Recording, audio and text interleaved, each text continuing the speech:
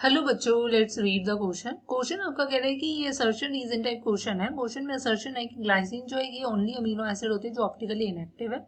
Reason कह रहे हैं कि glycine has no chiral carbon.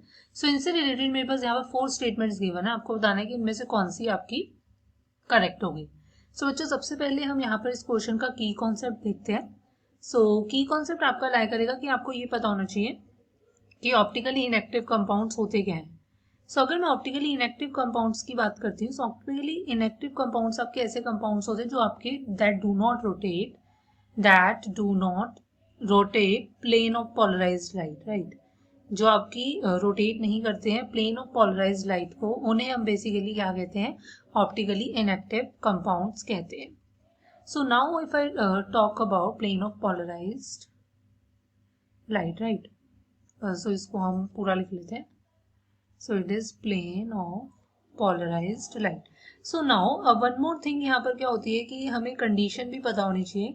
देखो, वही यूजली ऑप्टिकली इनएक्टिव होते हैं जिनके पास क्या है, no chiral carbon.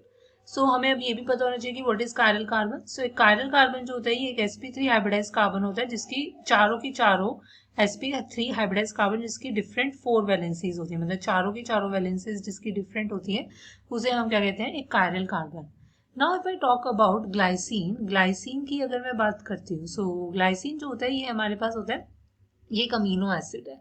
Amino acid जो होती है वो आपकी कुछ इस टाइप से होती है, मतलब उनका जो देखो होता है कि NH2H और यहाँ पर COH, ये तो सेम रहता है, बट यहाँ पर जो एक R ग्रुप होता है वो हर अमीनो एसिड का डिफरेंट होता है। जैसे ग्लाइसिन के लिए यहाँ पर H होता है। सो ये हमारे पास ग्लाइसिन है। सो इसमें आप देखोगे कि इसका जो आपका जो कार्बन है उसकी चारों वैलेंसी डिफरेंट नहीं है। सो इसके पास कोई कायरल कार्बन नहीं है। सो मतलब ये आपका क्या हो जाएगा, ऑप्टिकली इनएक्टिव। ये प्लेन ऑफ पोलराइज्ड लाइट को रोटेट नहीं करा पाएगा। एंड ये बात बिल्कुल सही है कि आपकी सिर्फ ग्लाइसिन ही ऐसी अमीनो एसिड है जो ऑप्टिकली इनएक्टिव है, बिकॉज अदर जो हमारे पास अमीनो एसिड्स होते हैं, लाइक अगर मैं बात करती हूँ, मैंने ले लिया आपका एलेनिन, राइट। सो एलेनिन जो होती है ये हमारे पास अमीनो एसिड होती है जिसमें आपका जो R ग्रुप है वो CH3 ग्रुप होता है। एंड यहाँ पर आप देखोगे कि ये कार्बन जो है वो इस पे कायरल कार्बन है, इसमें आप देखोगे चारों वैलेंसी डिफरेंट है।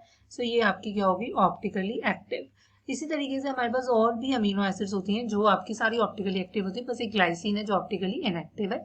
सो हमारा असर्शन भी ट्रू है और रीजन भी ट्रू है, एंड रीजन करेक्ट एक्सप्लेनेशन भी असर्शन की। So the final answer is if both assertion reason are true and the reason is the correct explanation of assertion, then option 1 is the correct answer. Hope you understand it well. Best of luck. Thank you.